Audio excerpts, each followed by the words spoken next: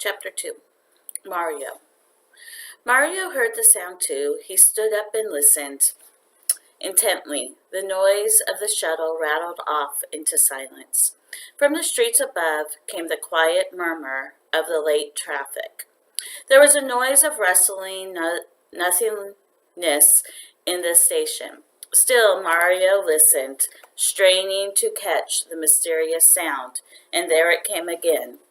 It was like a quick stroke across the strings of a violin, or like a harp that had been plucked suddenly.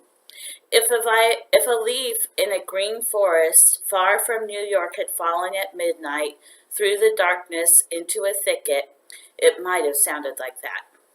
Mario thought he knew what it was. The summer before, he had gone to visit a friend who lived on Long Island. One afternoon, as the low sun reached long yellow fingers through the tall grass, he had stopped beside a meadow to listen to just such a noise. But there had been many of them then, a chorus. Now there was only one. Faintly it came again through the subway station. Mario slipped out of the newsstand and stood waiting. The next time he heard the sound, he went toward it.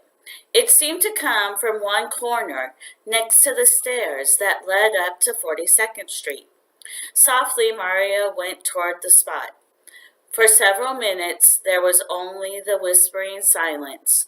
Whatever it was that was making the sound had heard him coming and was quiet. Silently, Mario waited. Then he heard it again, rising from a pile of waste papers and soot that had blown against the concrete wall. He went down and very gently began to lift off the papers. One by one he inspected them and laid them to one side. Down near the bottom, the papers became dirtier and dirtier. Mario reached the floor. He began to feel with his hands through the dust and soot, and wedged in a crack under all the refuse, he found what he had been looking for. It was a little insect, about an inch long and covered with dirt. It had 6 legs, 2 long antennae on its head, and what seemed to be a pair of wings folded on its back. Holding his discovery as carefully as his fingers could, Mario lifted the insect up and rested him in the palm of his hand. "A cricket!" he exclaimed. Keeping his cup hand very steady, Mario walked back to the newsstand. The cricket didn't move, and he didn't make that little musical noise anymore. He just lay perfectly still, as if he were sleeping or frightened to death. Here's a picture. Mario pulled out a Kleenex and laid the cricket on it. Then he took another and started to dust him off. Ever so softly, he tapped the hard black shell and the antennae and legs and wings. Gradually, the dirt had collected on the insect fell away. His true color was still black, but now it had a bright, glossy sheen. When Mario had cleaned off the cricket as much as he could, he hunted around the floor of the station for a matchbox. In a minute he'd found one and knocked out one end. Then he folded a sheet of Kleenex, tucked it in the box, and put the cricket in. It made a perfect bed. The cricket seemed to like his new home. He moved around a few times and settled himself comfortably. Mario sat for a time just looking. He was so happy and excited that when anyone walked through the station, he forgot to shout, "Newspapers!" and "Magazines!" Then a thought occurred to him. Perhaps the cricket was hungry. He rummaged through his jacket pocket and found a piece of chocolate bar that had been left over from supper. Mario broke off one corner and held it out to the cricket on the end of his finger. Cautiously, the insect lifted his head to the chocolate. He seemed to smell it for a moment, then took a bit. A shiver of pleasure went over Mario as the cricket ate from his hand. Mama and Papa Bellini came up the stairs from the lower level of the station. Mama was a short woman, a little stouter than she liked to admit, who wheezed and got a red face when she had to climb steps. Papa was tall and somewhat bent over, but he had a kindness that shone about him. There seemed always to be someone smiling inside Papa. Something smiling inside Papa. Mario was so busy feeding his cricket, he didn't even see them when they came up to the newsstand.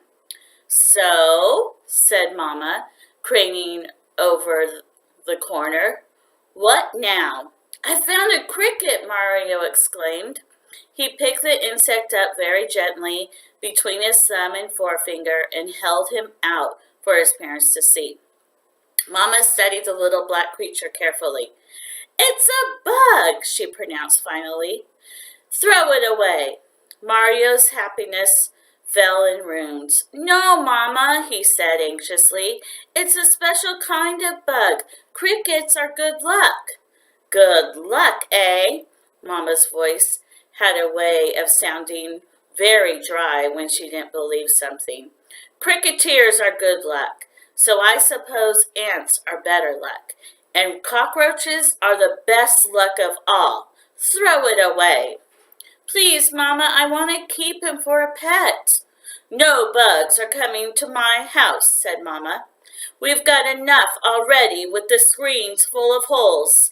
He'll whistle to his friends. They'll come from all over. We'll have a house full of cricketers." "No, we won't," said Mario in a low voice. "I'll fix the screens." But he knew it was no use arguing with Mama.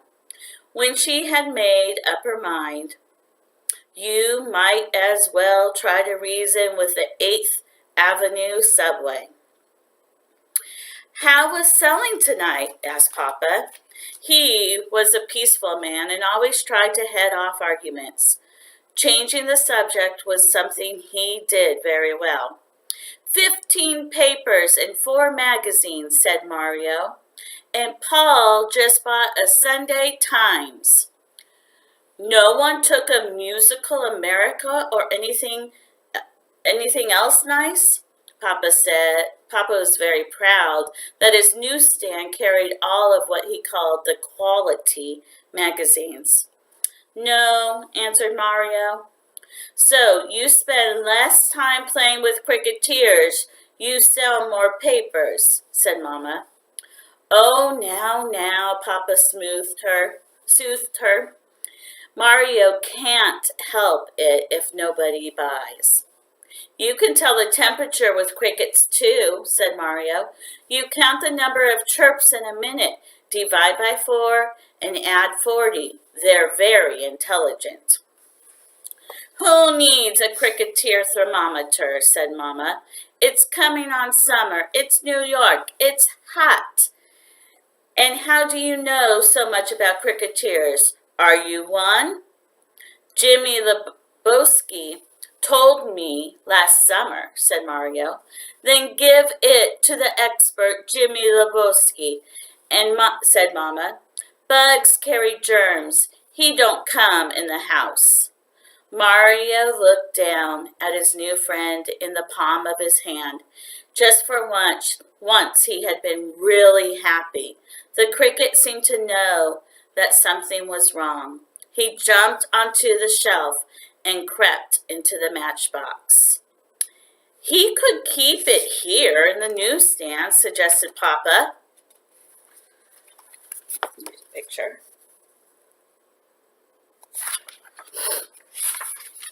Mario jumped at that idea. "Yes, and then he wouldn't have to come home. I could feed him here and leave him here, and you'd never have to see him," he said to Mama.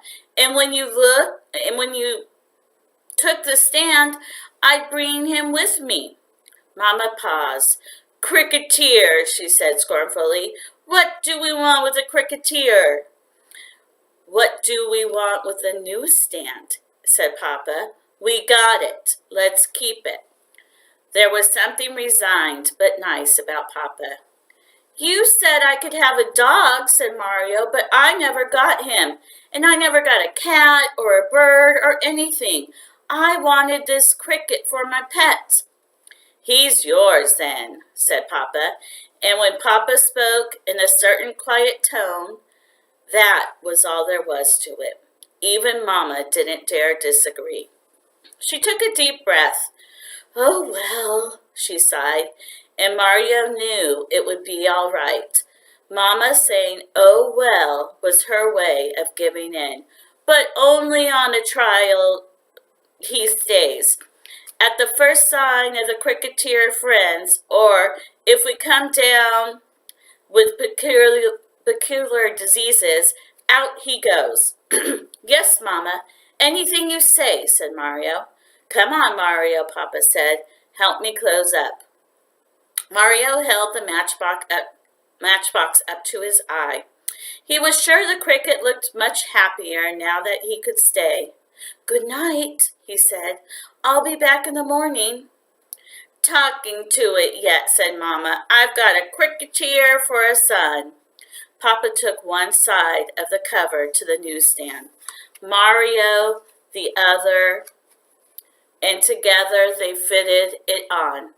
Papa locked it. As they were going downstairs to the trains, Mario looked back over his shoulder. He could almost feel the cricket snugged away in his matchbox bed in the darkness.